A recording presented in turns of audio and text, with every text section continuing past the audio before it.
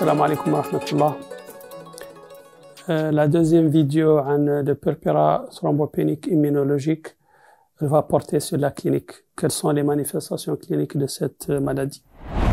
Comme je l'ai dit précédemment, la maladie peut être asymptomatique. Le malade ne présente aucun signe clinique ou la découverte de la thrombopénie est fortuite au cours d'un examen complémentaire réalisé pour autre chose.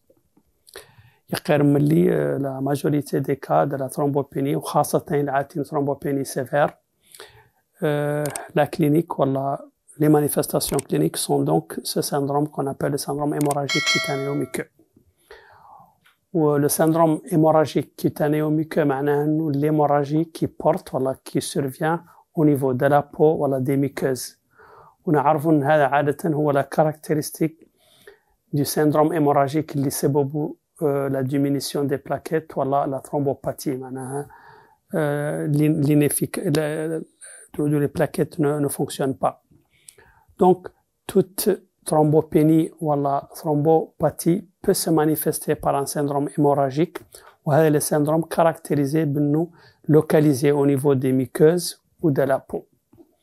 وعادة يعود هو المسؤول عن le déficit de l'hémostase primaire. Rappelez-vous, l'hémostase primaire اللي مرتبطة essentiellement بالclou plaquettaire بينما les autres types d'hémorragie اللي يعودوا interne يعودوا مرتبطين l'hémostase secondaire اللي en rapport avec l'activation des facteurs de la coagulation.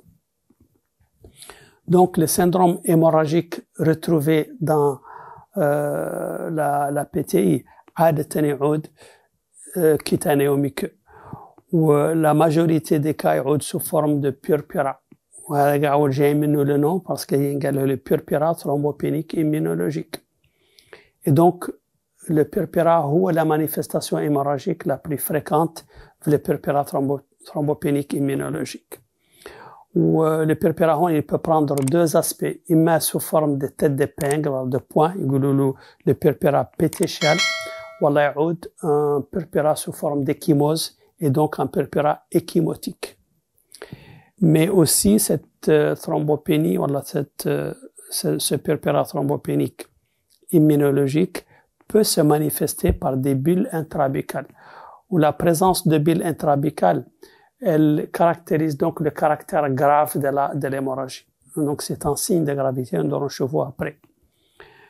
D'autres manifestations aussi hémorragiques qui sont sous forme d'épistaxis, un saignement du nez, de gingivorragie. Mais le cas le plus grave est donc la présence d'une hémorragie intracrânienne sous forme d'hématome ou d'hémorragie sous-arachnoïdienne. L'hémorragie aussi peut porter sur le rein, une hématurie ou une hémorragie digestive. Donc, ce sont les différents types de syndrome hémorragique qu'on peut retrouver dans le purpura thrombopénique immunologique. Il faut dire, concernant la clinique, les manifestations cliniques de la PTI ne sont pas en rapport avec les chiffres des plaquettes. D'autres termes, vous pouvez avoir des chiffres de plaquettes basses, le malade ne présente aucun signe hémorragique. Ou le contraire, des chiffres de plaquettes modérément diminués avec un syndrome hémorragique important. Je vous regarde l'image, elle vous montre le purpura sa forme, la forme pétéchiale, des points, des têtes d'épingle. Cette autre image vous montre le type échymotique, des échymoses, donc un purpura échymotique.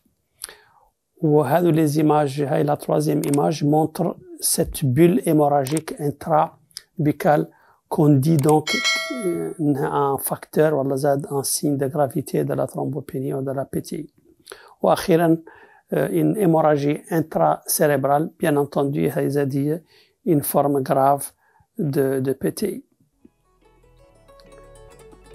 Assalamu alaikum wa rahmatullah.